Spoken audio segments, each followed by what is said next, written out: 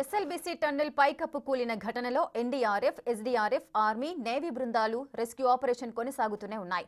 టన్నెల్లో పెరుగుతోన్న బురద ప్రవాహంతో సహాయక చర్యలకు ఆటంకం కలుగుతోంది.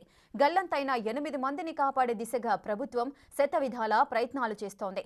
పైకప్పు పూర్తిగా విరిగిపడటంతో డ్రిల్లింగ్ వేసే టన్నెల్ బోరింగ్ మెషిన్ చెల్లాచెదురుగా పడిపోయాయి. దీంతో ఆ ప్రాంతానికి 40 మీటర్ల వరకు రెస్క్యూ టీం చేరుకోలేని పరిస్థితులు నెలకొన్నాయి.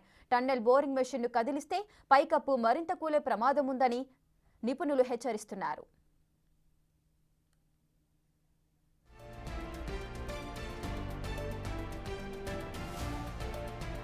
మరింత సమాచారం మా ప్రతినిధి శంకర్ అందిస్తారు.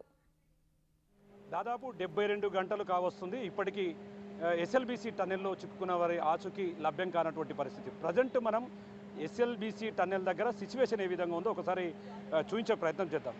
మొత్తంగా 72 గంటల ఆపరేషన్లో ఇప్పటి వరకు కూడా వాళ్ళకి సంబంధించినటువంటి ఆచూకీ లభ్యం కాలేదు.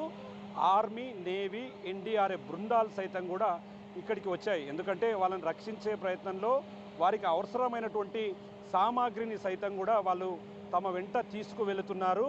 గత 3 రోజులుగా కూడా రెగ్యులర్గా షిఫ్ట్ల వైజ్గా లోపలికి ఎన్డీఆర్ఎఫ్ బృందాలు, నేవీ బృందాలు కూడా ఇక్కడికి చేరుకోవడంతో పాటు అక్కడ లోపలికి వెళ్ళే క్రమంలో ఎక్కడైనా ఈ ఆక్సిజన్కు సంబంధించినటువంటి సమస్య తలెత్తితే వెంటనే ఇక్కడ మనకు కనిపిస్తున్నటువంటి ఈ ఆక్సిజన్ సిలిండర్ల ద్వారా వారికి ఆక్సిజన్ను సరఫరా చేయడం, అవి దాదాపుగా 42 అవర్స్ పనిచేస్తాయని చెప్పి కూడా ఇక్కడ తెలియవస్తుంది. ఓవరాల్గా చూస్తే వీళ్ళంతా కూడా చాలా క్లియర్గా కనిపిస్తుంది. ఎందుకంటే ఇచ్చిన పనిని ఖచ్చితత్వంతో చేయాలి, లోపల ఉన్న వారిని ఎలాగైనా సరే ఆచూకీతో తీసుకురావాలి అన్న దృఢ సంకల్పంతోనే వీళ్ళంతా కూడా పనిచేస్తున్నారు. ఇక నేవీ, ఎన్డీఆర్ఎఫ్ బృందాలతో పాటు ముఖ్యంగా ఆర్మీ, అదేవిధంగా ఫారెస్ట్ డిపార్ట్మెంటు ఇక్కడ ఉన్నవాళ్ళు ప్రతి ఒక్కరిని కూడా క్లియర్గా చూడొచ్చు. లోపలికి వెళ్ళేటప్పుడు లోపల ఏదైతే టన్నల్కు సంబంధించినటువంటి ఏదైనా అవసరం ఉంటే వాటిని వెంటనే పరిష్కరించి ముందుకు వెళ్ళేలా ప్లాన్ చేస్తున్నారు. ఇక టన్నెల్ దగ్గర ప్రస్తుతం పరిస్థితి చూద్దాం. ఎందుకంటే నిన్నటి నుంచి కూడా టన్నెల్ దగ్గరికి ఎవరిని అలో చేయలేదు. ఇప్పుడు కూడా మీడియాకు సపరేట్గా ఒక వెహికల్ అరేంజ్ చేసి తీసుకొచ్చారు. అక్కడ పోలీసులు వాళ్ళంతా కూడా ఇక్కడ ఎలాంటి ఇబ్బందులు తలెత్తకుండా చూస్తున్నారు.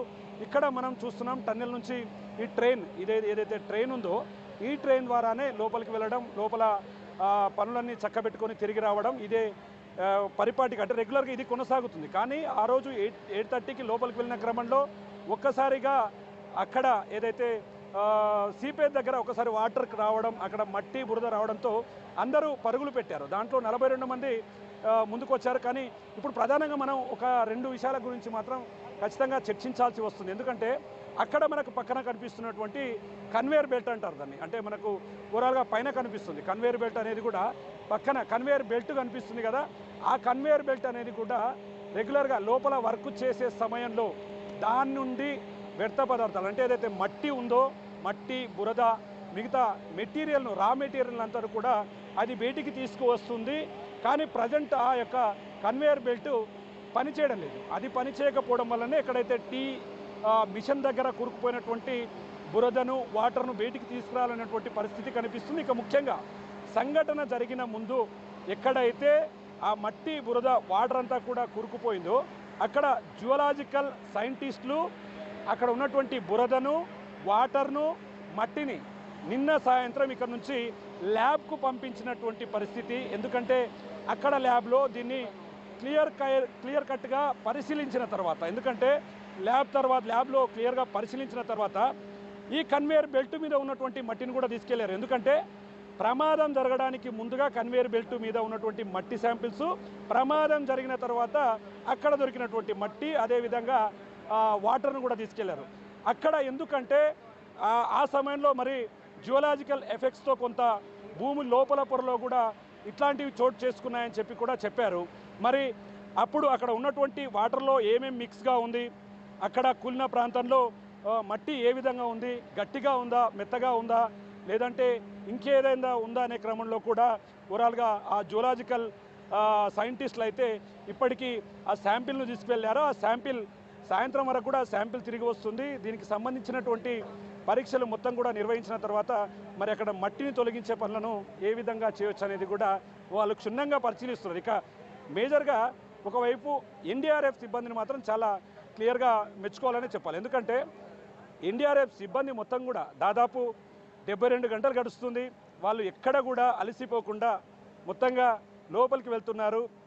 అక్కడ పరిస్థితిని క్లియర్ కట్గా అంచనా వేసుకుంటూ అధికారులతో సమీక్షా సమావేశాలు నిర్వహిస్తూ లోపలి వారి కోసం నిద్రాహారం మాని కూడా వాళ్ళు వర్క్ చేస్తున్నటువంటి పరిస్థితి. ఎవరి పని వాళ్ళది. ఇక్కడ ఖచ్చితంగా ఒక దాదాపు వందల సంఖ్యలో కూడా అధికారులు ఉన్నారు.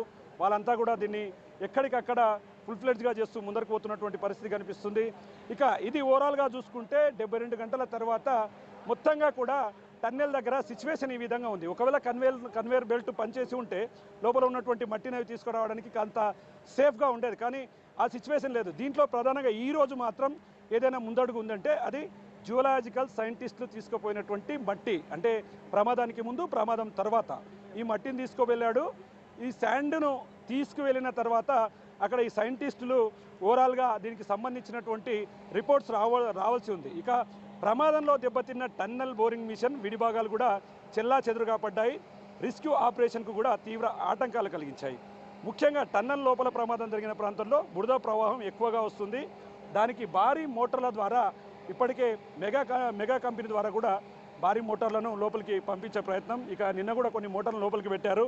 అది మొత్తంగా కొనసాగుతుంది. అయితే ఇక్కడ ప్రధానంగా 14 కిలోమీటర్ల వరకు జరిగినటువంటి ఈ సమస్య లోకో ట్రైన్ రెస్క్యూ టీం కూడా 12 కిలోమీటర్ల వరకు ప్రయాణం చేసింది. కానీ అక్కడి నుంచి 1.5 కిలోమీటర్లు నడుచుకుంటూ స్పాట్కు వెళ్ళినటువంటి రెస్క్యూ టీం తిరగడం వలన కన్వేయర్ బెల్ట్ పూర్తిగా లూజ్ అయిపోయినటువంటి పరిస్థితి. ఆ కన్వేయర్ బెల్ట్ కూడా ఏ క్షణంలోనైనా పడిపోవచ్చు అని చెప్పి కూడా ఒకవైపు ఇక్కడ ఉన్నటువంటి కొంతమంది అధికారులు కూడా చెప్తున్నటువంటి పరిస్థితి కనిపిస్తుంది.